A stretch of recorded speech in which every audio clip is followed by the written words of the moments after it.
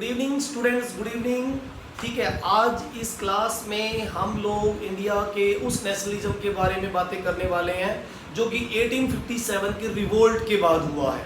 एक जबरदस्त नेशनलिज्म, मतलब कि राष्ट्रवाद की भावना जो पूरे इंडिया में फैल गई 1857 के रिवोल्ट के फेलियर की वजह से ये सब कुछ हुआ। और अलग अलग एसोसिएशन इंडिया में बनी, जिसका सबसे बड़ा उस समय की सबसे बड़ी पार्टी जो थी वो कांग्रेस थी। 1857 का रिवोल्ट का फेलियर हमने समझ लिया था, हमने देखा था कि किस तरह से 1857 का रिवोल्ट हुआ। ठीक है, और उसके रिजल्ट्स भी क्या देखे, हमने देखे कि रिजल्ट्स भी बहुत बुरे रहे उसके। ठीक है, उसके बाद में लोगों को अपनी गलतियां फील हुई, और गलतियां फील होने के बाद उन्होंने बहुत सारी रिफॉर्म एसोसिएशन भी बनाई।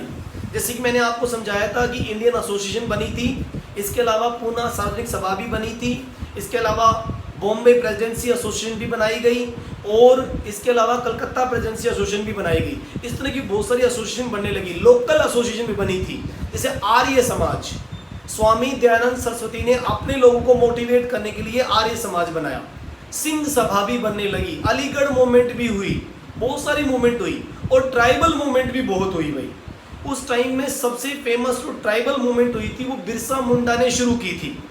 बिरसा मुंडा जो कि ट्राइबल लीडर था, वेस्ट बंगाल साइड से जो और झारखंड साइड से जो 3 ग्रुप को इकट्ठा कर लेता है। बिरसा मुंडा ओरान ग्रुप को इकट्ठा कर लेता है, संथाल ग्रुप को इकट्ठा कर लेता है, और मुंडा ग्रुप को। 3 ट्राइबल ग्रुप को इकट्ठा करके ये जमींदार, बड़े बड़े जमींदारों के खिलाफ और ब्रिटिश गवर्नमेंट के खिलाफ मूवमेंट शुरू कर देता है। ये एक सबसे बड़ा और सबसे फेमस ट्राइबल रिवोल्ट इंडिया में रहा था बाय बिरसा मुंडा।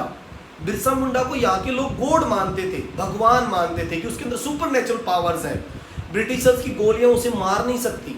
लेकिन ये कहा जाता है कि बिरसा मुंडा का जो फाइनली डेथ ओलेरा से हुई, एक हेजे की बीमारी जो उसको लग गई, और 1900 में उसकी फाइनली डेथ हो गई। वो बीमारी की वजह से मारा गया। ओके, अब हम आगे पढ़ेंगे कि किस तरह से सब कुछ हुआ। बिरसा मुंडा की जो रेवोल्यूशन हुआ उसके बाद हम आगे बढ़ते हैं कि किस तरह से इंडिया में ये सब कुछ मूवमेंट हुई है। ओके, सबसे पहले हम जो लेसन है हिस्ट्री का, जो बहुत ही फेमस लेसन है हमारे इंडिया का, nationalism in India. Nationalism in India. Okay, हम उस जगह से शुरुआत कर चुके हैं जहां से इंडिया में नेशनलिज्म शुरू हुआ। नेशनलिज्म 1885 से शुरू कर चुके हैं हम लोग, और 1947 तक चलेंगे। कांग्रेस के साथ शुरू होंगे और 1947 में इंडिया के फ्रीडम तक शुरू करेंगे। 1885 से लेकर और 1947 तक के इश्यूज एंड मेन इवेंट्स हम डिस्कशन करने वाले हैं। ठीक है, 1947 तक के हम इवेंट्स डिस्कशन करने वाले हैं इसमें। ओके, तो देखिए इसमें क्या क्या डिस्कशन होगा। सबसे पहले हम यहाँ पर पॉइंट 1 रखेंगे, इसमें हम इंडियन नेशनल कांग्रेस के बारे में बात करेंगे। ओके, सबसे पहले INC, ठीक है, इंडियन नेशनल कांग्रेस, इसके बारे में। INC जिसकी फुल फॉर्म थी इंडियन नेशनल कांग्रेस, ये सबसे पहले बनी इंडियन नेशनल कांग्रेस। ठीक है, ये थी, और ये बनाई गई दिसंबर में। ठीक है, इसको दिसंबर में फॉर्म किया गया, 26 दिसंबर 1885 में इसको बनाया गया। ठीक है, 28 दिसंबर था, 28 दिसंबर और 1885 में इसे बनाया गया। ओके, इसको बनाने वाला एक ब्रिटिश रिटायर्ड ऑफिसर था जिसका नाम A.O. ह्यूम था। इसको बनाने वाला एक रिटायर्ड ब्रिटिश ऑफिसर। बनाने के पीछे लॉजिक क्या था? लॉजिक ये था कि इंडिया में अलग अलग टाइम में अलग अलग रिवोल्ट हो रहे थे, और उन रिवोल्ट को कंट्रोल करने के लिए उन्हें एक नेशनल एसोसिएशन चाहिए थी। जैसे कि ट्राइबल रिवोल्ट हो रहे थे, जैसे कि हमने ब्लू रिविलियन पढ़ा, 1859 का ब्लू रिविलियन हमने पढ़ा था, जो कि इससे पहले हो चुका था। बंगाल के अंदर ये ब्लू रिविलियन हुआ था, आप लोगों को पता होगा। तो उस रिविलियन की वजह से इंडिया के अंदर बहुत सारी प्रॉब्लम हो गई थी। तो ब्रिटिशर्स नहीं चाहते थे कि इंडिया में इस तरह के बार बार रिवोल्ट होते रहे और हम लोगों को परेशानियां झेलनी पड़े। तो इसलिए उन्होंने एक नेशनल एसोसिएशन बनाने की कोशिश की, और जिस आदमी ने इसको तैयार किया, ए रिटायर्ड, ठीक है, एक रिटायर्ड ब्रिटिश ऑफिशियल, एक रिटायर्ड ब्रिटिश ऑफिसर जिसका नाम यहां पर हम रखेंगे A.O. ह्यूम, ठीक है। A.O. ह्यूम ने इसे बनाया। कहते हैं कि A.O. ह्यूम वो ब्रिटिश ऑफिसर था जिसने इंडिया में एक सबसे बड़ी पार्टी को ऑर्गेनाइज किया, जबकि उस समय कोई भी ऐसी पार्टी जो नेशनल पार्टी के रूप में रह सकती है ब्रिटिश टाइम में पॉसिबल नहीं थी, क्योंकि ब्रिटिश किसी भी टाइप की नेशनल पार्टी को यहां बनने नहीं देंगे। पहली बार ऐसा हुआ था कि एक ब्रिटिशर्स की तरफ से एक नेशनल पार्टी बनाई गई थी, और मैंने आपको बताया था 1885 के लगभग इंडियन एसोसिएशन भी बन चुकी थी, इंडियन एसोसिएशन बन चुकी थी। तो इंडियन एसोसिएशन के मेंबर इसमें ऐड किए गए, इसमें इंडियन एसोसिएशन के मेंबर इसमें ऐड किए गए, ठीक है। अब वो मेंबर कौन कौन से थे जो इस एसोसिएशन में शामिल हो रहे थे? एक्चुअल में ये जो एसोसिएशन थी वो 32 डेलीगेट्स के साथ शुरू हुई थी। इंडियन एसोसिएशन, इंडियन एसोसिएशन के मेन मेंबर इसमें शामिल किए गए, मेन मेंबर्स, ठीक है। वो कितने थे? लगभग वो थे 72 डेलीगेट्स, उनको 72 डेलीगेट्स हम कह सकते हैं, ओके। वो इसमें शामिल किए गए थे। अब वो कौन कौन से मेंबर थे जिनके बारे में हम डिस्कशन कर सकते हैं? वो मेंबर थे जो उस समय शामिल किए गए थे, ठीक है, इंडियन एसोसिएशन के मेंबर्स, ओके, जो उस समय, एक मिनट रुकिएगा मैं बता देता हूं आपको कि कौन कौन से मेंबर्स शामिल किए गए थे इसमें, ठीक है। कांग्रेस के मेंबर्स, ओके, हाँ ये रहे, ठीक है। 72 डेलीगेट्स में जिनका नाम है मेन मेंबर्स, ओके। अब वो कौन कौन से थे? जैसे कि मैं एक नाम लेता हूं यहाँ पे, 1870 डेलीगेट्स में, ये बॉम्बे में बनी थी दिसंबर में 1885 में। तो इसमें जो अर्ली लीडरशिप थी, स्टार्टिंग के जो लीडर थे, जैसे कि एक का नाम आता है दादा भाई नेरोजी, दादा भाई नेरोजी, ये देखिए नेरोजी, एक ये लीडर बड़ा फेमस हुआ था इसमें। स्टार्टिंग में जो शामिल हुए थे दादा भाई नेरोजी, फिर फिरोज शाह नंबर 2 पे, फिरोज शाह, ठीक है, फिरोज शाह, ठीक है, फिरोज शाह, फिरोज शाह मेहता, एक इसमें ये शामिल हुए थे, फिरोज शाह मेहता, ओके। तीसरा जो मेंबर था इसमें, ठीक है, थर्ड नंबर पे जो मेंबर शामिल हुआ था उसका नाम था बदरुद्दीन तैयब जी, बदरुद्दीन, ठीक है, बदरुद्दीन, बदरुद्दीन तैयब जी, ओके, ये देखिए तैयब जी, बदरुद्दीन तैयब जी इसमें शामिल हुए थे। ये आपको जानना इसलिए जरूरी है क्योंकि मैं इनको मॉडरेट लीडर्स कहूंगा। ये मॉडरेट लीडर होंगे, स्टार्टिंग लीडर, जो कि कांग्रेस के जो मेंबर होने के बाद ब्रिटिशर्स की पैरवी करेंगे, कुछ लोग इनके खिलाफ भी हो जाएंगे। ये स्टार्टिंग जो अर्ली लीडर थे इनके खिलाफ कुछ लोग हो जाएंगे, ठीक है, और वो एक्सट्रीमिस्ट बन जाएंगे। तो जिन जिन के नाम मैं यहां लिख रहा हूं वो अर्ली मॉडरेट लीडर्स हैं, ठीक है। हमारे इंडिया की हिस्ट्री में दो टाइप के कांग्रेसी लीडर कहलाए थे, एक मॉडरेट लीडर और एक एक्सट्रीमिस्ट लीडर। तो हमें इनके नाम याद रहने चाहिए कि कौन कौन मॉडरेट लीडर थे, ओके। तो देखिए इसमें एक और नाम आता है WC बनर्जी, इसमें आता है WC बनर्जी, ठीक है, ये बंगाल के थे, बनर्जी, ठीक है, जिसको बनर्जी हम कहेंगे, WC बनर्जी, ये भी बड़ा फेमस हुआ था, एक्सट्रीमिस्ट ना मॉडरेट लीडर में बड़ा फेमस हुआ था, ओके। फिर उसके बाद में एक और नाम आता है यहाँ पर 5 नंबर पे, जिसका नाम रखेंगे रोमेश, रोमेश चंद्र, ठीक है, रोमेश चंद्र दत्त, एक ये भी मेंबर बड़ा फेमस हुआ है, रोमेश चंद्र दत्त, ओके। और फिर 6 नंबर पे S सुब्रमण्यम अय्यर, S सुब्रमण्यम, सुब्रमण्यम, ठीक है, सुब्रमण्यम अय्यर, ये बड़े फेमस रहे थे, अय्यर, ठीक है। तो इस तरह के मेन 72 डेलीगेट्स में से मेन लीडर मैंने आपको बताए हैं जो कि इस समय हुए थे, ओके। उसके बाद देखोगे इस तरह ये लोग बॉम्बे और कलकत्ता में ऑर्गेनाइज हो जाते हैं। ये बॉम्बे में और कैलकाटा में ये ऑर्गेनाइज कर लिए जाते हैं, ये ऑर्गेनाइज वहां से हो जाते हैं, ऑर्गेनाइज, ठीक है, वहां से ये ऑर्गेनाइज कर लिए जाते हैं, ओके बेटा। तो इस तरह से ये चीजें पॉसिबल हो जाती है धीरे धीरे, ओके। ये देखिए, ओके, तो यहां से ये ऑर्गेनाइज कर लिए,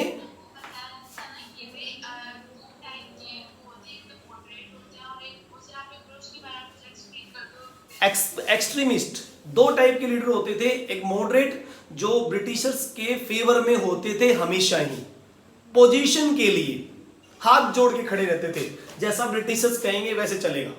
ठीक है भाई, Britishers always right, Britishers are always right, वो यस बोलेंगे। ठीक है, कांग्रेस क्यों बनाई गई थी? कांग्रेस का मेन मोटिव ये था कि लोगों की प्रॉब्लम को जाना जाए, उनको पूछा जाए और फिर बाद में उन प्रॉब्लम का सॉल्यूशन निकालने के लिए ब्रिटेन की पार्लियामेंट से बात की जाए, यही मेन मोटिव था। लेकिन ये लोग जो मॉडरेट लीडर जिनके बारे में मैंने यहां लिखा, ये ऐसा कुछ करते नहीं थे। एक्चुअल में एप्लीकेशंस लोगों की ली जाती थी और फॉरवर्ड कर दी जाती थी, लेकिन 100 एप्लीकेशन में से केवल 2 या 5 रिकमेंडेड होती थी, बाकी 95 के लगभग डिसमिस, और ये कुछ बोलते भी नहीं थे। धीरे धीरे धीरे धीरे कांग्रेस से क्रेज धीरे धीरे लोगों का हटता चला गया और लोग इससे अलग भागने लगे। ठीक है, जो लोग अलग हो गए कांग्रेस से हटकर, जिनका मानना यह था कि जब तक प्रोटेस्ट नहीं करोगे तब तक कुछ नहीं मिलेगा, स्ट्राइक करेंगे, प्रोटेस्ट करेंगे, ब्रिटिशर्स की नाक में दम कर देंगे, तब जाके ये बात मानेंगे, नहीं तो नहीं मानेंगे भाई। हाथ जोड़ने से कभी गुड़ नहीं मिलता, कभी बर्फी नहीं मिलती। बर्फी ली जाती थप्पड़ मार के, खींच के, मेरी बर्फी मुझे दे, इस तरह से चीजें मिलती हैं। तो वो लोग थे जो अलग हटके आए, एक्सट्रीमिस्ट ग्रुप। अब वो कौन से थे? लेकिन ये चीजें कब पॉसिबल हो पाई? 1890 के बाद 5 साल तक तो ये ड्रामा देखा गया। जब इनको लगा, ये जो मॉडरेट लीडर है, इनको मैं क्या कहूंगा, मॉडरेट लीडर, ये जितने भी थे मॉडरेट लीडर्स थे, इनका ड्रामा चलता रहा। अच्छा, इनमें से भी कुछ लीडर को ये समझ में आ चुका था कि ब्रिटिशर्स की पैरवी करने से, हाथ जोड़ने से काम नहीं चलेगा, तो इन्होंने क्या आइडिया लगाया? इन्होंने आइडिया लगाया कि भी जब भी कॉन्स्टिट्यूएंसी के इलेक्शन होते हैं, कॉन्स्टिट्यूएंसी के जब भी इलेक्शन होंगे तो उनमें हम पार्ट करेंगे और हमारे लीडर वहां पर पहुंचेंगे। जब हमारे लोग गवर्नमेंट में होंगे तो हमारी बात सुनी जाएगी। तो इन्होंने क्या करना शुरू कर दिया? इलेक्शन में पार्ट करना शुरू कर दिया। तो इन पे ये भी ब्लेम लगा, इन्होंने क्या करना शुरू कर दिया? कॉन्स्टिट्यूएंसी इलेक्शन, ठीक है, कॉन्स्टिट्यूएंसी इलेक्शन में इन्होंने पार्टिसिपेट करना शुरू कर दिया और अलग अलग एरिया में लीडर बनने की तैयारी कर ली।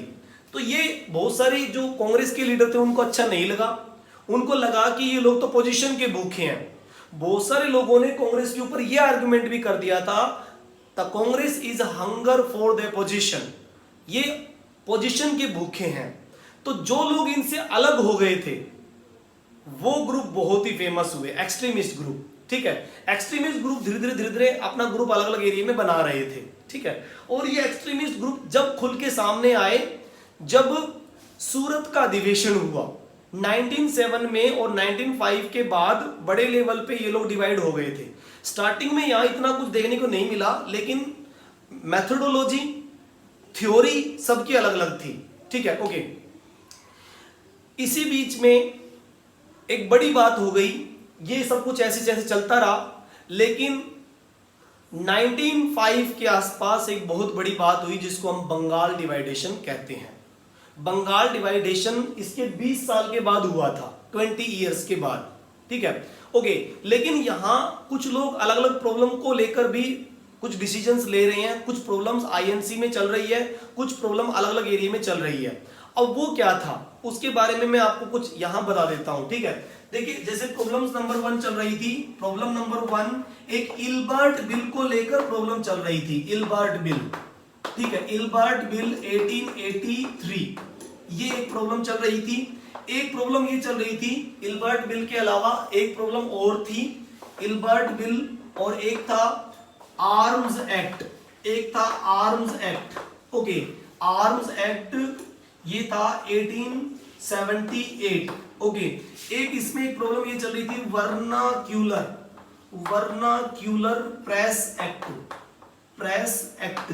ठीक है, ये भी 1878 में यहां प्रॉब्लम खड़ी हो गई थी। इसके बारे में मैं आपको डिसाइड करके बताऊंगा ये सब क्या थे।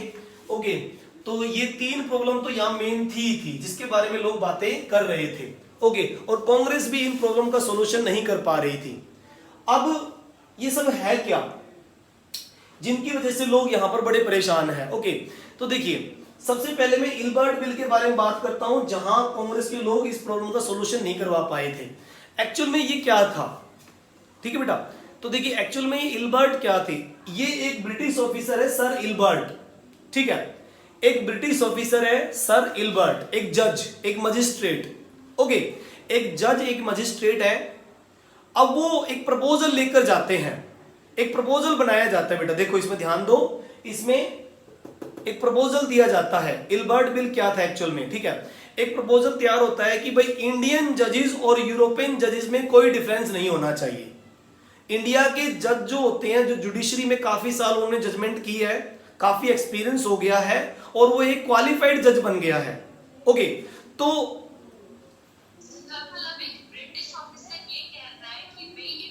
इंडियन फेवर कर रहा है, फेवर कर रहा है, मैं फेवर की बात बोल रहा हूं, यस, वो कह रहा है कि फेवर कर रहा है वो हमारा, कि इंडियन जज जो एक क्वालिफाइड जज है उसको किसी भी यूरोपियन पीपल की जजमेंट करने से ना रोका जाए।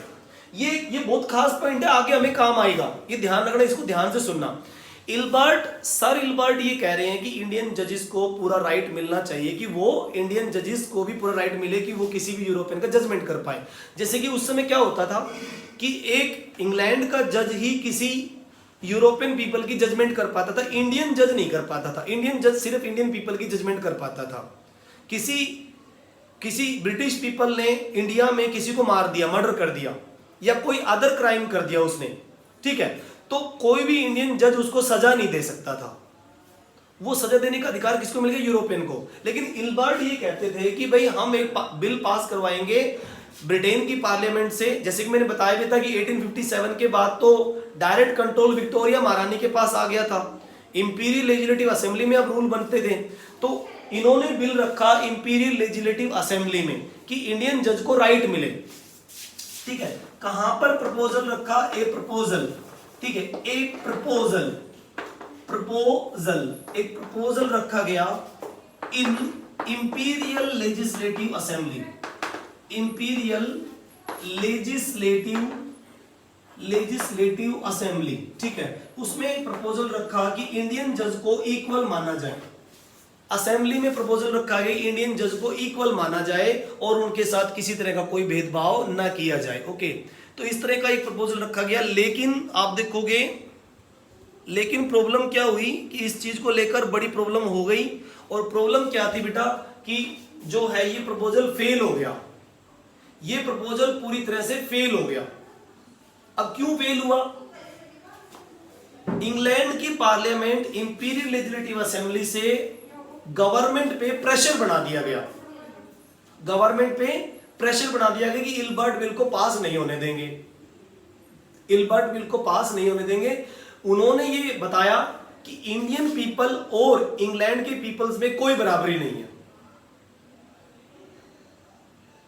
कमाल है, उन्होंने ये कहा कि इंडियन पीपल, इंडियन जज और यूरोपियन जज की एजुकेशन में कोई बराबरी नहीं है, वो हमारे बराबर नहीं हो सकते, हम उनको हमारे बराबर राइट नहीं दे सकते। तो इंडियन पीपल को कैसा फील होगा बताओ कि ब्रिटिश हमसे डिस्क्रिमिनेट कर रहे हैं, ब्रिटिश हमको डिस्क्रिमिनेट कर रहे हैं। जज तो जज ही होता है, जज एविडेंस बेसिस पर और हियरिंग ट्रायल बेसिस पर जजमेंट देता है। आप जजेस को इस तरह इस कैटेगरी में नहीं डाल सकते। लेकिन ब्रिटिशर्स ने इस चीज को नहीं माना और ये बिल फेल हो गया, बिल फेल हो गया। बिल क्यों लिखा है, आप देखोगे बिल क्यों लिखा। पार्लियामेंट में जब तक राष्ट्रपति की और प्रधानमंत्री की और वाइस प्रेसिडेंट की मोहर लगकर जब वो कानून बन जाते तब उसको एक्ट बोलते हैं हम, तब हम उसको एक्ट बोलते हैं। और वो पास ना हो पाए तो उसको क्या कहते हैं, बिल। वो पास नहीं हो पाए तो बिल होगा। तो इल्बर्ट बिल पास नहीं हुआ और इस वजह से इंडिया में बहुत बड़ा ड्रामा हुआ, बहुत बड़ा ड्रामा हुआ। लोगों ने आईएएस के एग्जाम को रिजेक्ट करना शुरू कर दिया कि हम आईएएस के एग्जाम नहीं देंगे। अगर ब्रिटिशर्स हमें डिस्क्रिमिनेट करते तो हम लोग इसका बॉयकॉट करते हैं। ब्रिटिशर्स एक तरफ तो हमें एजुकेशन सिखाते हैं कि हम इंग्लिश एजुकेशन आपको देंगे। 1854 में वुड डिस्पैच भेजा गया कि इंडिया के लोगों को इंग्लिश एजुकेशन सिखाई जाएगी। एक तरह तो आप लोग इतनी बड़े बड़ी बातें करते हो और एक तरफ हमें, मतलब यार ये क्या, एक नैरो माइंडेड पीपल्स, वो तो ब्रिटिशर्स को बहुत ऊंची सोच के समझते थे कि भाई ये लोग हमें सिविलाइज करना चाहते हैं, ये कितने अच्छे हैं, कितने सिविलाइज पीपल है। लेकिन यहां दिख रहा था सब कुछ कि जब ये बिल फेल हो गया तो लोगों ने इसकी बुराई करना शुरू कर दिया। ओके, तो एक तो ये प्रॉब्लम चल रही थी जो उस समय का मेन इश्यू हुआ करता था। ठीक है, अब एक और देखो, यहां आर्म्स एक्ट के बारे में एक बात और आती है। दूसरा एक्ट था 1878 का आर्म्स एक्ट। अब इस आर्म एक्ट के बारे में क्या था, हथियार प्रतिबंध कानून। ठीक है, 1878 में ब्रिटिशर्स ने एक रूल निकाला, इंपीरियल लेजिस्लेटिव असेंबली से यहाँ इंडिया में एक रूल आया कि कोई भी इंडियन विदाउट लाइसेंस हथियार अपने पास नहीं रख सकता। ठीक है ना, विदाउट लाइसेंस हथियार नहीं रख पाएगा, लाइसेंस चाहिएगा। आपको क्या लगता है ब्रिटिशर्स लाइसेंस देंगे? नहीं देंगे, बिल्कुल नहीं देंगे। सीधी सी बात है, वो क्यों देंगे भाई, मरना थोड़ी ना है। कोई ट्राइबल पीपल को लाइसेंस दे दे तो वो तो उड़ा देगा, आमने सामने की लड़ाई को उड़ा देगा वो तो लोगों को बड़ा गुस्सा था। अच्छा, एक चीज और भी है प्रीशा, देखो इसमें, आप देखो बच्चों, इसमें एक प्रॉब्लम और भी थी। सिख जो ग्रुप होता है, सिख होते हैं ना, सिख पीपल, उनके धर्म में उनको कटार रखने की आजादी है। वो 5 कै उनके बड़े फेमस है। कटार रख सकते हैं, कड़ा पहन सकते हैं, केश लंबे रखते हैं, कंघी रखते हैं और कचहरा पहनते हैं, कच्चा पहनते हैं ये लोग, है ना। तो ये अधिकार है। अब सोचो, एक तरह से उनके तो अधिकार छीने जा रहे हैं, मतलब कि सिख ग्रुप अब कटार नहीं रख पाएंगे। क्या ये बात सहन होगी? मतलब कि ऐसे मूर्खतापूर्ण यहां पर कानून लगाए गए जिसका लोगों ने प्रोटेस्ट किया। और इस बार वो यूनिटी में थे, इस बार हिंदू, मुस्लिम, सिख और जो अदर बौद्धिस्ट और रिलीजन के जो लोग थे वो इकट्ठे नजर आए। कुछ तो कांग्रेस की लीडरशिप में, कुछ वो इंडियन एसोसिएशन की लीडरशिप में, कुछ बॉम्बे एसोसिएशन की लीडरशिप में, कुछ पूना सार्वजनिक सभा की लीडरशिप में, कुछ कलकत्ता एसोसिएशन की लीडरशिप में वो लोग इकट्ठे नजर आए। कहीं पर आर्य समाज उनको इकट्ठा कर रहा है, कहीं पर वो ब्रह्म समाज से इकट्ठा हो रहे हैं, कहीं पर वो सत्य शोधक समाज से इकट्ठा हो रहे हैं, कहीं पर एशियाटिक सोसाइटी के नाम पर इकट्ठा हो रहे हैं, कहीं रविंद्रनाथ टैगोर जो बंगाल के गुरुजी थे वो उन लोगों को इकट्ठा कर रहे हैं। भारत माता की जय, इंकलाब जिंदाबाद। तो ये सब हो रहा था। लोग तो उस टाइम में इन कानूनों का विरोध करते हुए भारत माता की इमेज तैयार कर रहे थे। रविंद्रनाथ टैगोर जैसे लोगों ने तो गीत गाए थे, जन गण मन अधिनायक जय हे भारत भाग्य विधाता, गीत गाए थे। वो भारत की भूमि को, इंडिया के लोगों को ब्रिटिशर्स की कैद से आजाद कराना चाहते थे। फेमस लेडीज के रूप में वो लोग इमेज तैयार कर रहे थे। भारत माता को एक सन्यासिनी के रूप में दिखाया गया कि वो भगवा कपड़े पहने हुए, लाल रंग के भगवा कपड़े पहने हुए एक सन्यासिनी है। अवनींद्रनाथ टैगोर जो रविंद्रनाथ का भाई था, उसने भारत माता की एक ऐसी इमेज बनाई जहां वो एक देवी के रूप में, दुर्गा देवी के रूप में नजर आ रही है और ब्रिटिशर्स को मार डाली। पैरों में शेर बैठा हुआ है ना। इस तरह की इमेज बनाने लगे ताकि लोगों को इकट्ठा किया जा सके। हिंदू मुस्लिम के नाम पे इकट्ठा नहीं होंगे, लेकिन भारत माता के नाम पे इकट्ठा हो जाएंगे। इकट्ठा करना आसान नहीं था, फिर भी हो रहे थे लोग। प्रॉब्लम, अच्छा उस टाइम में बेटा एक चीज और भी थी। उस टाइम में एक चीज और भी देखी गई। ब्रिटिशर्स ने एक मूर्खता की बहुत बड़ी। मैं तो ये कहता हूं कि मूर्ख थे, पागल थे, इनको ऐसा नहीं करना चाहिए था। 1877 में किसी ने एक आइडिया डाला इनके दिमाग में कि आप यहां पे दिल्ली दरबार लगाओ। दिल्ली दरबार इंडिया में 2 बार लगा। हाँ, दिल्ली दरबार लगाओ। देखो ये कब की बात है, 1877 के आसपास दिल्ली दरबार लगाने की बात हुई। ओके, ये दिल्ली दरबार 2 बार लगे थे बेटा। एक बार तो 1877 में लगा था और एक 1911 में भी लगा था। 1911-12 में लगा था दिल्ली दरबार, 2 बार लगे थे। तो ये 1877 के आसपास की बात है जब दिल्ली दरबार लगाया गया। अब दिल्ली दरबार में किसको बुलाएंगे? रानी कौन है? विक्टोरिया रानी। आपको पता है दिल्ली दरबार लगाएंगे, विक्टोरिया रानी को बुलाएंगे। अब मूर्खता क्या है इसमें? वो मैं बताता हूं। इसमें मूर्खता क्या है वो देखो। दरबार लगाएंगे, खर्चा होगा बहुत बड़ा भाई, टेंट लगाए जाएंगे, पूरा इंस्ट्रूमेंट किया जाएगा, पूरा मतलब कि वेलकम किया जाएगा विक्टोरिया महारानी का। किसका दरबार लगेगा? विक्टोरिया महारानी का। विक्टोरिया महारानी इंग्लैंड की महारानी, उसका दरबार लगाएंगे तो बड़ा ताम झाम करना पड़ेगा, बड़े टेंट वेंट लगाने पड़ेंगे, कहीं पे फूल लगाए जाएंगे, कहीं पर क्या अरेंजमेंट करना पड़ेगा बड़े लेवल पे। और ये दरबार कहां लगेगा? दिल्ली दरबार। पैसा कहां से आएगा? बंगाल से। पैसा कहां से आएगा? बंगाल प्रेसिडेंसी से। ठीक है, तो अब प्रॉब्लम ये थी कि बंगाल में पिछले 4 साल से बहुत बुरा अकाल पड़ा हुआ था। ये मूर्खता थी। जब घर में सोचो खाने के दाने नहीं है, लोगों के पास पैसा नहीं है, ऐसे में उनको मार पीट के आप दिल्ली दरबार के लिए पैसे इकट्ठे कर रहे हो, ये मूर्खता ही है। और फिर उस दिल्ली दरबार में इन्होंने बड़े जम के खर्चे किए, लोगों को टॉर्चर करके पैसे वसूल किए और वहां पर जमकर खर्चा किया। क्या इंडिया की पब्लिक इस चीज को सहन करेगी? नहीं सहन करेगी। तो ये क्या है? मूर्खता है। आप बिलीव नहीं करोगे, बड़े बड़े पेपरों में बंगाल गजट उस समय का बड़ा फेमस पेपर हुआ करता था। सबसे पहला पेपर ही ये था बंगाल का, बंगाल गजट। ये पेपर हुआ करता था बंगाल गजट, और उस पेपर को चलाने वाला भी एक ब्रिटिशर्स था। बाद में वो ब्रिटिशर्स तो मर गया था, जेम्स ऑगस्टस हिक्की। उस बंगाल गजट को चलाने वाला एक ब्रिटिशर्स जेम्स ऑगस्टस हिक्की हुआ करता था। तो पेपर बहुत सारे थे उस टाइम में। ठीक है, Bengal Gazette, James Augustus Hicky, HIKKY Hickey.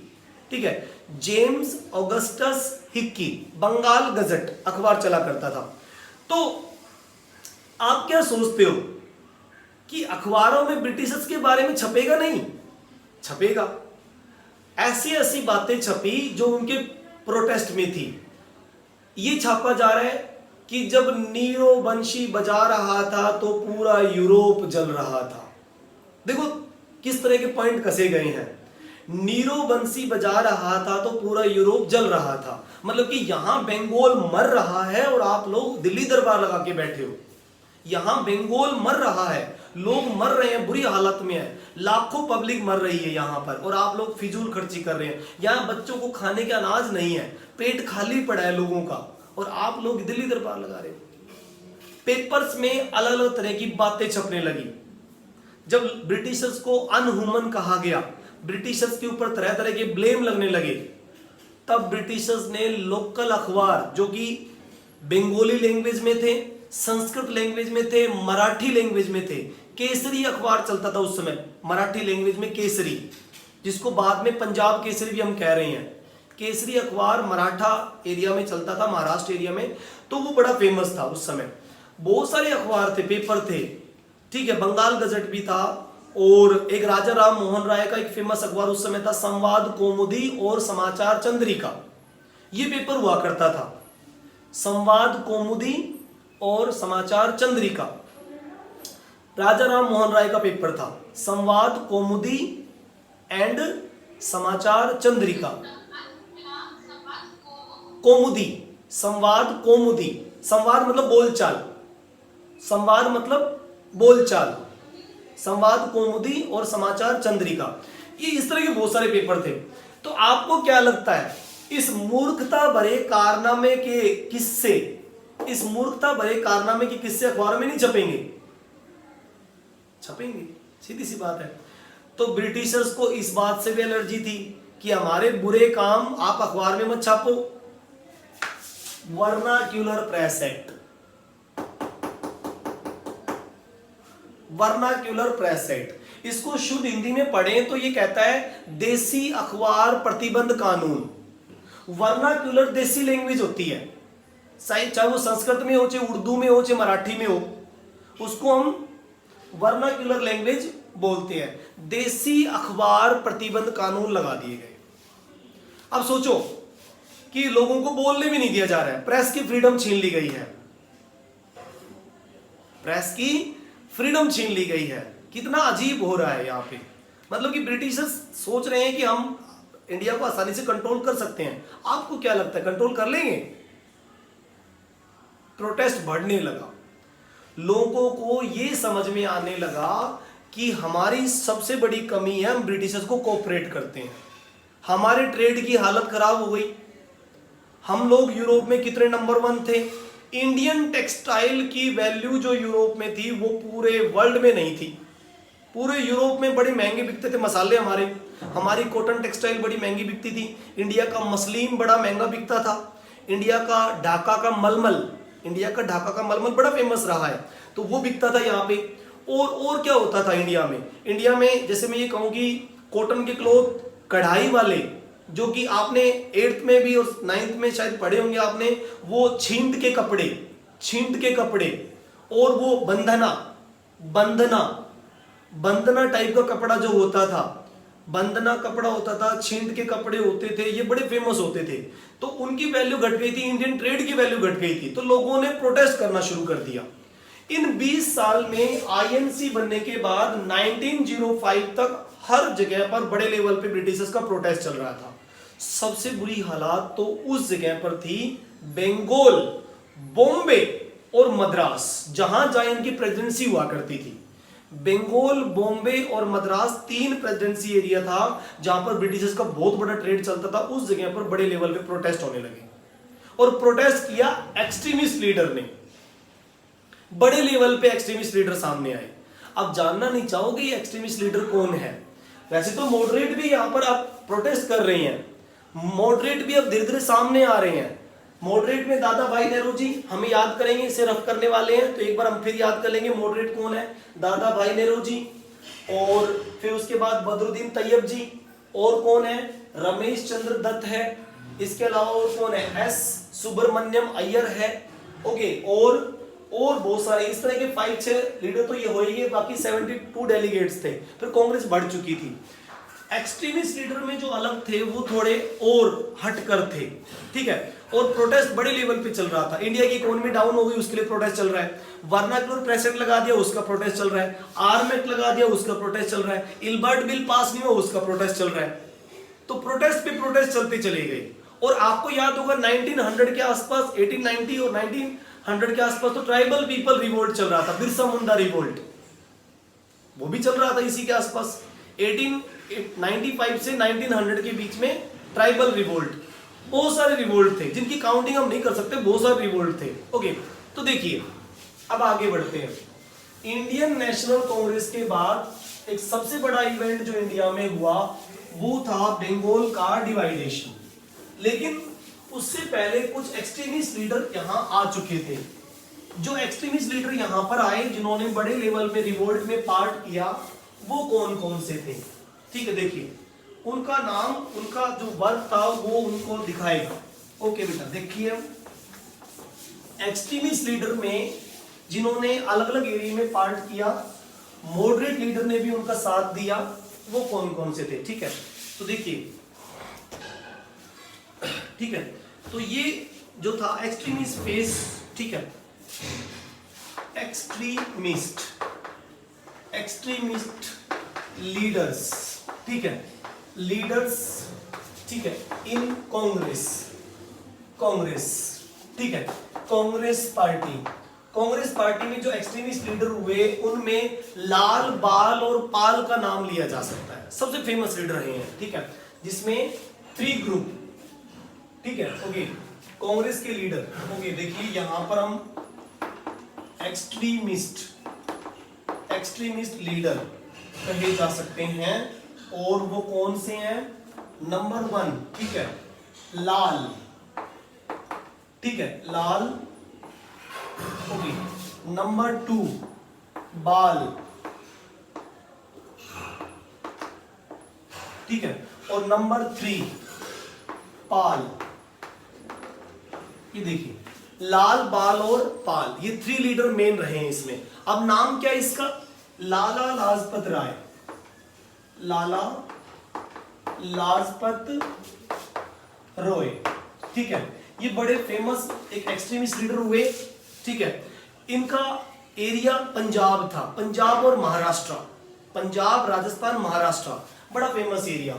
ये कहां पर एक्टिवेट थे, पंजाब में, ठीक है, और कहां पर थे, महाराष्ट्र में, महाराष्ट्र, ओके, और और जो है हिमाचल के आसपास, हिमाचल और सिंध एरिया में ये बड़े एक्टिवेट थे, लोग इन्हें बड़ा लाइक करते थे।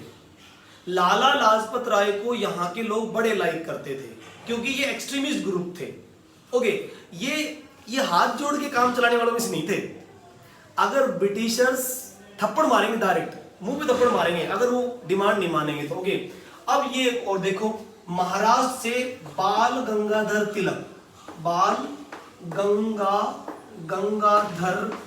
तिलक।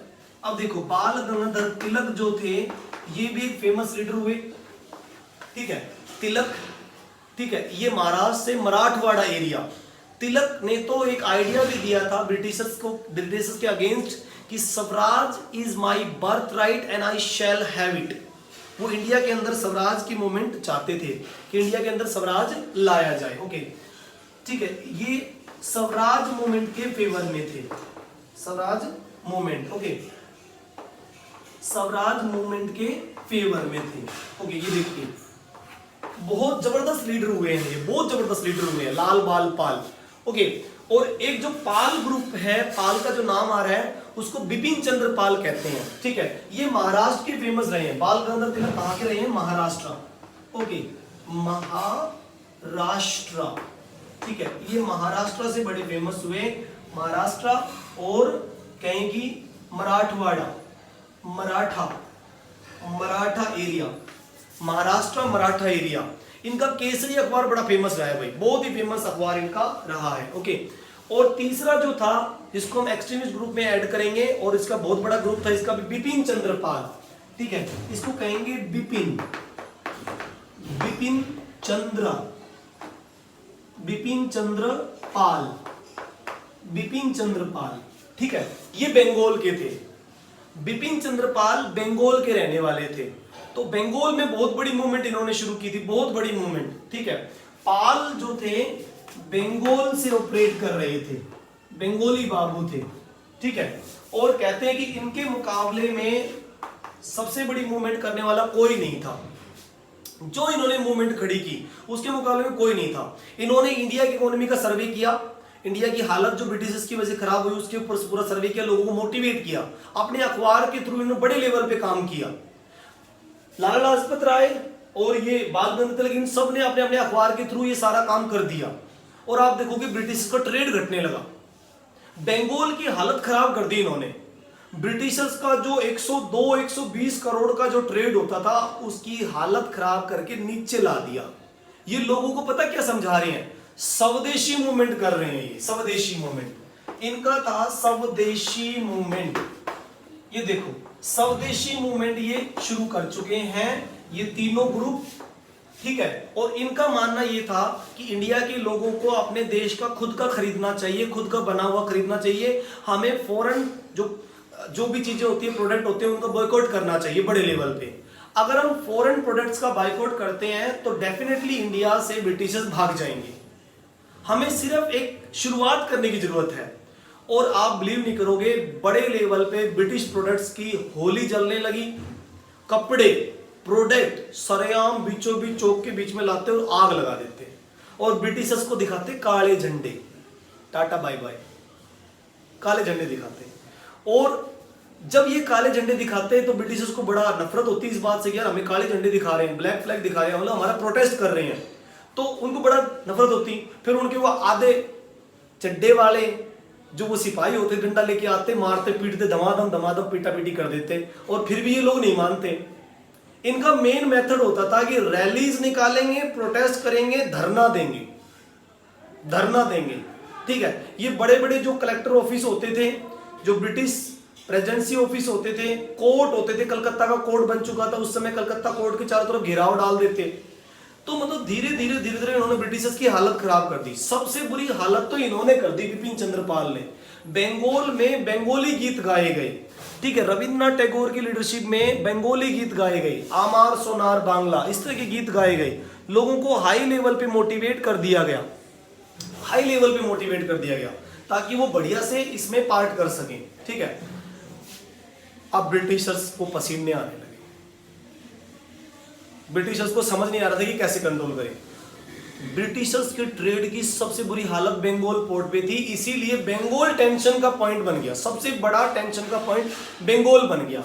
इसीलिए फाइनली 1905 में लॉर्ड वॉयसरॉय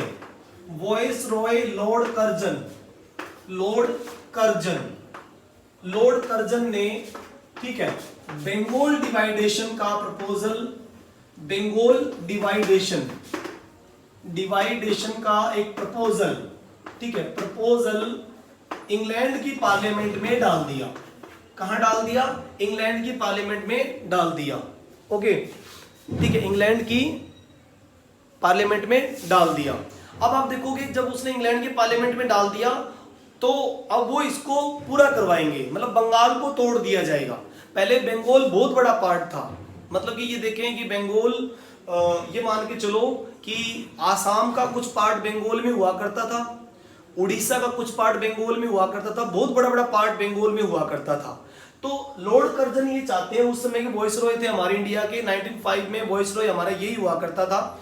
तो इसने बंगाल को डिवाइडेशन का डाल दिया कि भाई एडमिनिस्ट्रेटिव कन्वीनियंस की पर्पस से हम बंगाल को डिवाइड कर रहे हैं दो पार्ट में, ठीक है।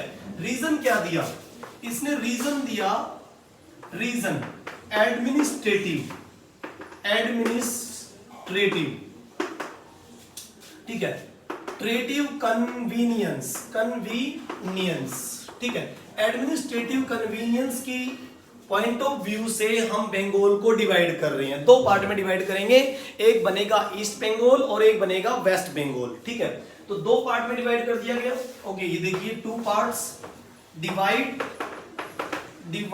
इन टू पार्ट्स में डिवाइड कर दिया गया। एक पार्ट बना ईस्ट बंगाल, ठीक है, ईस्ट बंगाल, और एक पार्ट बना वेस्ट बंगाल, एक पार्ट बना वेस्ट बंगाल, ठीक है। अब मैंने इसके बीच में गैप छोड़ा है, इसके पीछे एक गैप छोड़ा है, इसके पीछे एक लॉजिक है। ईस्ट बंगाल के लिए मैं कुछ और भी लिखना चाहूंगा, ठीक है। तो इन्होंने क्या किया? इन्होंने बंगाल को तोड़ दिया दो हिस्सों में। 1905 में, 1905 में बंगाल डिवाइडेशन हो गया, बंगाल दो हिस्सों में तोड़ दिया गया और इसका बड़ा प्रोटेस्ट हुआ। पता है, इसी समय वंदे मातरम गीत लिखा गया, वंदे मातरम सुजलाम सुफलाम मलयज शीतलाम शस्य श्यामलाम मातरम वंदे मातरम, ये गीत लिखा गया। बंकिम चंद्र चटर्जी ने ये गीत को लिखा और ये बंगाल में बड़ा फेमस हुआ।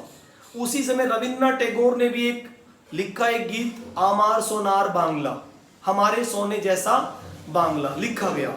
बड़े बड़े फेमस गीत लिखे गए। 1905 में बंगाल डिवाइडेशन के प्रोटेस्ट में ये सब कुछ हुआ, ठीक है। ईस्ट बंगाल को तोड़ दिया गया, वेस्ट बंगाल को तोड़ दिया गया, और फिर ब्रिटिशर्स ने हिंदू मुस्लिम डिवाइडेशन के लिए भी काम किया। वो चाहते थे कि बंगाल टूटने के साथ साथ हिंदू मुस्लिम यूनिटी भी टूट जाए, इसीलिए उन्होंने ईस्ट बंगाल में एक और बड़ा काम कर दिया।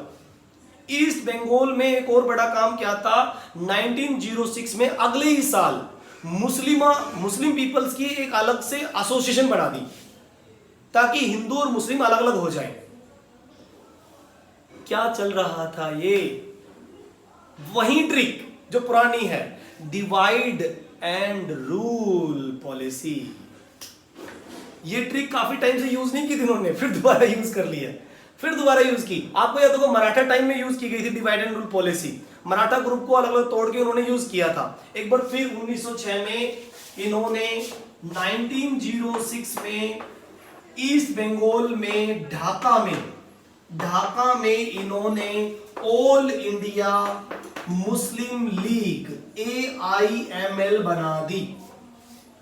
क्या बना दी? ऑल इंडिया मुस्लिम लीग बना दी।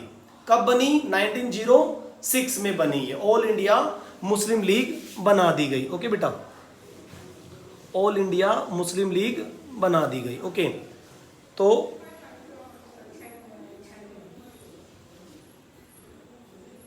ओके, ऑल इंडिया, हाँ बिल्कुल बिल्कुल, गेम्स बहुत सारे। तो देखो, इस तरह से डिवाइडेशन करने के लिए ऑल इंडिया मुस्लिम लीग बना दी गई। उस समय जो ढाका में जो ये बनी थी ईस्ट बंगाल में, उस समय 2 लीडर हुआ करते थे मुस्लिम लीडर, जो इनके बहकावे में आ गए, जो इनके बहकावे में आ गए। और वो कौन से थे 2 लीडर, ठीक है, जिसमें एक था आगा खान लीडर, जो उस समय लीडर्स बने। एक तो था आगा खान एक लीडर, और दूसरा था सलीम उल्लाह खान, एक ये लीडर था सलीम उल्लाह खान। ये देखिए 2 लीडर मेन बने और ऑल इंडिया मुस्लिम लीग बना दी गई। इसकी फुल फॉर्म क्या होती है, इसकी फुल फॉर्म होती है ऑल इंडिया मुस्लिम लीग बना दी गई। ये देखिए ऑल इंडिया मुस्लिम लीग बना दी गई। और ये कहां बनी थी, ढाका में बनी थी। आपको पता है ऑल इंडिया मुस्लिम लीग का सबसे फेमस लीडर कौन रहा है, मोहम्मद अली जिन्ना, बाद में ऐड हुआ था इसमें, जिसकी वजह से पाकिस्तान बना। यही वो पार्टी थी जिसने पाकिस्तान का फॉर्मेशन करा दिया। 1946 में इसी पार्टी ने एक नारा दिया था, डायरेक्ट एक्शन डे मनाया गया और एक नारा दिया, लड़कर लेंगे पाकिस्तान, डायरेक्ट एक्शन डे 16 अगस्त 1946। ये वो डेट है जिस दिन मोहम्मद अली जिन्ना, जो ऑल इंडिया मुस्लिम लीग का पार्टी का मेंबर था, उसने ये बात कह दी थी कि हम लड़ कर लेंगे पाकिस्तान। कब की बात है, 16 अगस्त 1946, ऑल इंडिया मुस्लिम लीग का फेमस लीडर। लेकिन उसमें तो बहुत टाइम बाकी है, अभी तो हम 1906 में ही पहुंचे हैं। क्यों भाई, अभी तो हम 1906 में ही पहुंचे हैं, अभी तो हमें 41 ईयर और आगे बढ़ना, अभी तो हम गुलाम हैं, अभी तो हम आजाद होने की कोई चांस नहीं है, अभी तो लड़ाई लड़नी पड़ेगी। 1906 से 1947 तक आना पड़ेगा। ईस्ट बंगाल आजकल बांग्लादेश बन चुका है, आपको पता हो तो। ईस्ट बंगाल आजकल बांग्लादेश बन चुका है और ये 1971 में बना था। आपको ये याद रखना चाहिए कि ईस्ट बंगाल अब आजकल क्या बन गया है, बांग्लादेश बन चुका है। और अब मुझे आप ये बताओ कि रविंद्रनाथ टैगोर ने जब बंगाल डिवाइड हुआ 2 हिस्सों में, 1905 में लॉर्ड कर्जन की वजह से डिवाइड हुआ, तब एक गीत लिखा था बंगाल के ऊपर सोने जैसा, क्या था वो, आमार सोनार बांग्ला, ये लिखा था रविंद्रनाथ टैगोर ने, आमार सोनार बांग्ला लिखा था बंगाल के डिवाइडेशन होने के बाद। आजकल बांग्लादेश का नेशनल सॉन्ग यही है, बांग्लादेश का नेशनल सॉन्ग यही है, आमार सोनार बांग्ला।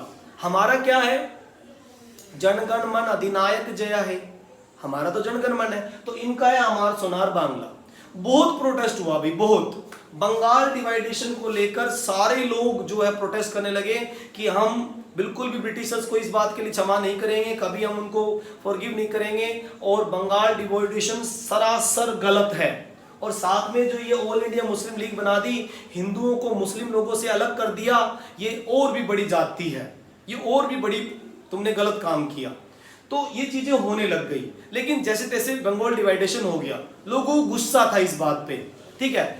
अब अगले ही साल 1907 में कांग्रेस इस बात पे बहस करेगी, कांग्रेस इस बात पे बहस करेगी कि भाई कांग्रेस में 2 टाइप के लीडर आपको बताइए, एक तो मॉडरेट लीडर जो स्टार्टिंग लीडर्स थे, और दूसरे एक्सट्रीमिस्ट लीडर जिनके बारे में मैंने बताई दिया, लाल बाल और पाल, ये एक्सट्रीमिस्ट लीडर हुए हैं। तो इन लोगों की मेथडोलॉजी थोड़ी अलग हो गई, लाल बाल पाल का तरीका अलग, बिल्कुल अलग। एक्सट्रीमिस्ट लीडर हैं ये स्ट्राइक्स पे बिलीव करते हैं, रैलीज पे बिलीव करते हैं, धरना देंगे। और जो दूसरा ग्रुप है वो कौन सा ग्रुप है, मॉडरेट ग्रुप, वो हाथ जोड़ के please please please request, please इसको कैंसिल कर दीजिए प्लीज। इस तरह की एक अधिवेशन हुआ सूरत में अगले ही साल 1907, सूरत अधिवेशन। आपकी बुक में इस तरह की डिटेल नहीं है बेटा, मैं आपको बता दूं, आपकी बुक में मेन इवेंट दिए गए हैं, उसमें इतना डिटेल से नहीं दिया गया। ये यूपीएससी की जो तैयारी करते हैं, एनडीए की तैयारी करते हैं जो बच्चे, उनके अकॉर्डिंग है ये, ठीक है ना। बुक में इतना डिटेल से नहीं है, तो इसलिए थोड़ा सा ये एडवांस लेवल है। ओके, तो अब मैं एक पॉइंट और करना चाहूंगा, उसके बाद हम क्लास को एंड करेंगे। एक पॉइंट और 1907 और 1909, उसके बाद ब्रेक लगाएंगे, दो डेट के बारे में डिस्कशन और करेंगे, ठीक है। वो उसके पीछे लॉजिक है, वो एक लॉजिक है, एक स्टैंड बनता है, उसके बाद अलग स्टैंड बन जाएगा। ओके, चलो देखिए आगे हम बढ़ते हैं अब 1907 में। ओके, अब देखिए बेटा 1907 में अगले ही साल, आपको पता है 1906 में ऑल इंडिया मुस्लिम लीग बन गई है, लेकिन 1907 में सूरत स्प्लिट हुआ, ठीक है। सूरत, सूरत मतलब कि गुजरात, गुजरात, ठीक है। सूरत गुजरात में एक कांग्रेस का सेशन हुआ, कांग्रेस सेशन हुआ, ठीक है। कांग्रेस का सेशन हुआ, अधिवेशन हुआ, जिसमें दोनों ही ग्रुप थे, एक्सट्रीमिस्ट भी, मॉडरेट ग्रुप भी थे, मॉडरेट्स भी थे और एक्सट्रीमिस्ट ग्रुप भी थे, एक्सट्रीमिस्ट, ठीक है, एक्सट्रीमिस्ट ग्रुप भी थे। तो यहां पर डिस्कशन इस बात पे होना था कि जो ये 1905 में जो डिवाइडेशन हुआ है और 1906 में जो मुस्लिम लीग बनी है, उसके थ्रू जो स्वदेशी मूवमेंट और वंदे मातरम मूवमेंट चल रही है, एक्चुअल में 1906 से वंदे मातरम, वंदे मातरम मूवमेंट, ठीक है, वंदे मातरम मूवमेंट और स्वदेशी मूवमेंट, स्वदेशी मूवमेंट दोनों एक साथ चल रही थी, ठीक है। और इस मूवमेंट को आगे बढ़ाने की मेथडोलॉजी पे, ठीक है, वंदे मातरम मूवमेंट और स्वदेशी मूवमेंट, इन दोनों के बारे में, स्वदेशी मूवमेंट तो यानी कि अपने खुद के प्रोडक्ट यूज करने थे, और वंदे मातरम मूवमेंट में बंगाल डिवाइडेशन का बड़े लेवल पे प्रोटेस्ट था कि देश एक है, उसको डिवाइड नहीं किया जा सकता, देश एक है, हिंदू मुस्लिम एक है, उसको डिवाइड नहीं किया जा सकता। वंदे मातरम मूवमेंट और स्वदेशी दोनों एक साथ चली थी बंगाल के प्रोटेस्ट के एवज में। ओके, तो इन दोनों को आगे कैसे बढ़ाया जाए, मेथड जो थे वो दोनों के अलग अलग थे। अब कौन सा मेथड सही है और कौन सा गलत है, इस बात पे डिबेट हो गई। इस सेशन में इस बात पे बड़े लेवल पे सूरत में डिबेट हो गई कांग्रेस के लोगों पे, और वो दोनों डिवाइड हो गए, कांग्रेस से अलग अलग हो गए, वो दोनों ग्रुप अलग हो गए। इसीलिए इस मूवमेंट को हम सूरत स्प्लिट कहते हैं। इस मूवमेंट को हम क्या कहेंगे, सूरत स्प्लिट। ये मूवमेंट जो कहलाएगी सूरत स्प्लिट, सूरत स्प्लिट। ये देखिए सूरत स्प्लिट यानी कि कांग्रेस डिवाइडेशन, कांग्रेस डिवाइडेशन। अब देखा जाए तो ब्रिटिशर्स का काम आसान हो रहा था, ब्रिटिशर्स तो चाहते ही ये थे कि ये हो जाए, वो तो चाहते ही ये थे कि हिंदू मुस्लिम को तो हमने एक कर दिया, अब कांग्रेस भी टूट जाए तो बहुत बढ़िया, एक्सट्रीमिस्ट ग्रुप अलग दिख रहे हैं और ये मॉडरेट अलग दिख रहे हैं, तो ये और भी अच्छा है, डिवाइड एंड रूल पॉलिसी बहुत बढ़िया होगी, और हम बंगाल को आराम से कंट्रोल कर सके हैं, हम बॉम्बे को भी कंट्रोल कर लेंगे और हम मद्रास को भी कंट्रोल कर लेंगे, तीनों प्रेजेंसी एरिया हमारे कंट्रोल में आ जाएंगे। ये तो बहुत अच्छा हुआ, सूरत स्प्लिट हो गया, ठीक है। उसके बाद में आप देखोगे ब्रिटिशर्स की एक और ट्रिक, एक और चाल, चाल पे चाल चल रही थी, शतरंज के मोहरे बिछाए जा रहे थे, इंडिया के अंदर कैसे कंट्रोल किया जाए वो चीजें हो रही थी। 1909, 1909, ठीक है, 1909 में एक और बड़ी बात हुई, ठीक है, और वो क्या था, ठीक है, देखिए sir Morley, sir Morley, Morley, okay, sir Morley and sir Minto, एक British officer sir Morley and sir Minto, इन दोनों ने मुस्लिम पीपल के, मुस्लिम पीपल, मुस्लिम पीपल्स के, ठीक है, people separate election, separate, separate election, separate election के लिए, करवाने के लिए एक प्रपोजल इंग्लैंड की पार्लियामेंट में डाल दिया कि मुस्लिम लीग के अलग इलेक्शन हो, मुस्लिम पीपल के सेपरेट इलेक्शन हो, इस तरह का एक प्रपोजल इसमें डाल दिया कि हम अलग से इलेक्शन उनके करवाने चाहते हैं, ठीक है, और ये प्रपोजल पास हो गया। मतलब कि परमानेंटली मुस्लिम लोगों को हिंदुओं से अलग करने की पूरी तैयारी हो गई, ठीक है, और इसको हम मोरले मिंटो रिफॉर्म कहते हैं, sir Morley sir Minto reform, ठीक है, इसको क्या कहेंगे, 1909 में जो हुआ इसको कहते हैं Morley Minto, Morley Minto reforms, ठीक है, रिफॉर्म्स। और आप देखोगे इसके बाद में इंडिया में मुस्लिम लोगों के सेपरेट इलेक्शन अलग अलग कॉन्स्टिट्यूएंसी में होने लगे, जो कि पहले कांग्रेस के साथ होते थे। इसी टाइम में महात्मा गांधी जी जो इंडिया में ही थे, उन्होंने अपनी एक बुक भी लिखी, जो इंडिया का अलग अलग जगह से वो विजिट करके आ चुके थे और इंडिया के बारे में उन्होंने बहुत सारी चीजें लिखी थी कि इंडिया में किस तरह से ब्रिटिशर्स की वजह से इंडियन ट्रेड तबाह हो गया है, इंडियन ट्रेड पूरी तरह से खत्म हो गया है। जब तक हम स्वदेशी मूवमेंट को नहीं अपनाएंगे इंडिया के ट्रेड को ऊपर नहीं ला पाएंगे। इंडियन जो वीवर्स होते हैं, आयरन स्मेल्टर होते हैं, जो लोहे का काम करने वाले लोहार होते हैं, बुनकर उद्योग जो पूरी तरह खत्म हो चुका है। ब्रिटिशर्स ने इंडियन ट्रेडर्स के ऊपर 75% टैक्स लगा दिया है, जो कि बहुत ज्यादा है। उस चीज को ठीक कैसे किया जाए, उनकी एक बहुत ही फेमस बुक छपी महात्मा गांधी की 1909 में ही, ठीक है। उस बुक का नाम था 1909 में हिंद स्वराज, हिंद स्वराज बुक छपी, Hind Swaraj by a book by a famous book, a famous book by Mahatma Gandhi, Mahatma Gandhi, ठीक है। महात्मा गांधी जी के थ्रू एक बहुत ही फेमस बुक छपी जो इंडिया में बड़ी फेमस हुई। वैसे महात्मा गांधी की बुक तो बहुत अच्छी और भी है, माई एक्सपेरिमेंट विद ट्रूथ, वो भी बहुत फेमस बुक है। महात्मा गांधी सत्य के प्रयोग, ये कितनी अच्छी बुक रही थी। उन्होंने कभी भी ट्रूथ का साथ नहीं छोड़ा, कभी भी अहिंसा का साथ नहीं छोड़ा। वो कोई भी मूवमेंट करते थे जिसमें नॉन वायलेंस मेन होती थी।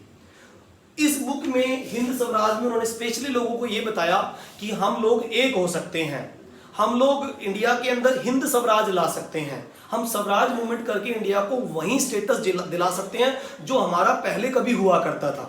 हम ये कर सकते हैं अगर इंडियंस फॉलो करें तो, ठीक है। इस तरह की चीजें होने लगी, यस, इस तरह से चीजें हो सकती थी। लेकिन लोगों ने इसकी बुक जो पढ़ा काफी मोटिवेट भी हुए, काफी मोटिवेट हुए, ठीक है। उसके बाद में 1911 में एक दिल्ली दरबार भी लगा, दिल्ली दरबार लगा। ये दिल्ली दरबार बड़ा फेमस हो, जैसे मैंने आपको पहले भी बताया था कि दिल्ली दरबार पहले भी लगा 1877 में, एक और दिल्ली दरबार लग गया। ओके, एक और दिल्ली दरबार लगा। इसमें किंग जॉर्ज V विजिट करने के लिए दिल्ली में आए, ओके, और दिल्ली को नेशनल कैपिटल डिक्लेयर कर दिया। एक बड़ी काम की बात बता रहा हूं कि दिल्ली पहले नेशनल कैपिटल नहीं हुआ करती थी, कलकत्ता कैपिटल हुआ करती थी ब्रिटिशर्स की। दिल्ली 1911 में अनाउंस कर दी गई कि अब नेशनल कैपिटल होगी, ब्रिटिश कैपिटल के रूप में दिल्ली को अनाउंस कर दिया गया। ओके, किंग जॉर्ज V का बड़ा स्वागत हुआ। और आपको बता दूं, इंडिया चाइना बॉर्डर पे भी बातचीत हुई, इंडिया चाइना बॉर्डर भी सेट किया गया। McMahon line, sir McMahon line ये तैयार की गई 1911 में ही, और 1912 से Delhi as a capital of India बन गई। अनाउंसमेंट हुआ था 1911 में, और दिल्ली कैपिटल कब डिक्लेयर हो गई? 1912 में। दिल्ली में सारा काम फिर होने लगा, राजधानी ट्रांसफर हुई, दिल्ली को मॉडर्न किया गया। पता है, 1 साल भर लगा दिल्ली को मॉडर्न बनाने में।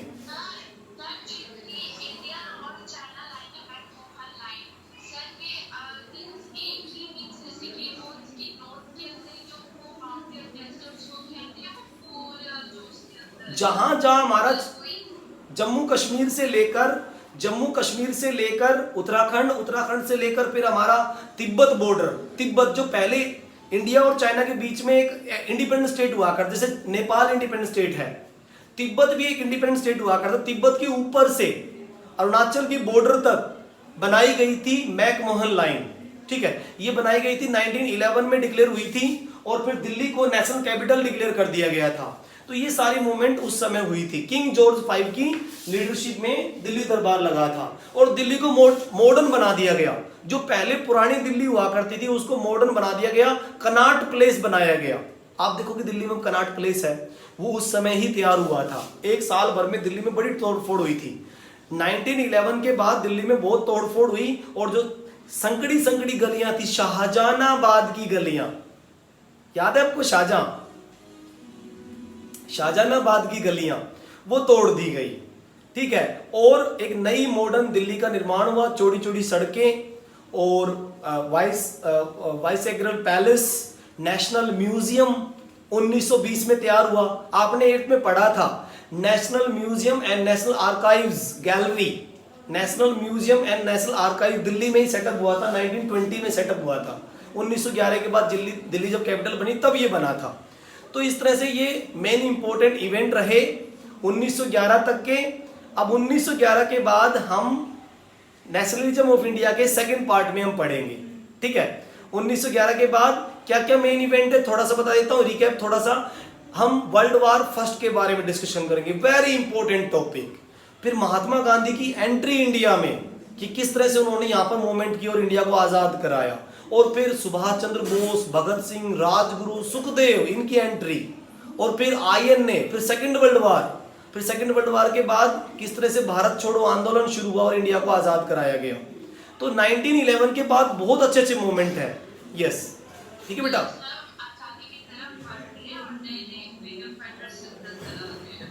यस बेटा, बिल्कुल बिल्कुल। तो नेक्स्ट वीडियो में मिलेंगे। आई थिंक आप सभी बच्चों को ये समझ आ गया होगा, बहुत अच्छे से ये टॉपिक डिस्कशन हुआ है, बहुत बढ़िया ढंग से एक्सप्लेन हुआ है।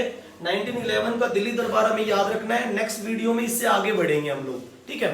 नेक्स्ट वीडियो में दिल्ली दरबार के बाद आगे बढ़ेंगे। Okay, bye, thank you, have a nice day, ठीक है, बाय बेटा।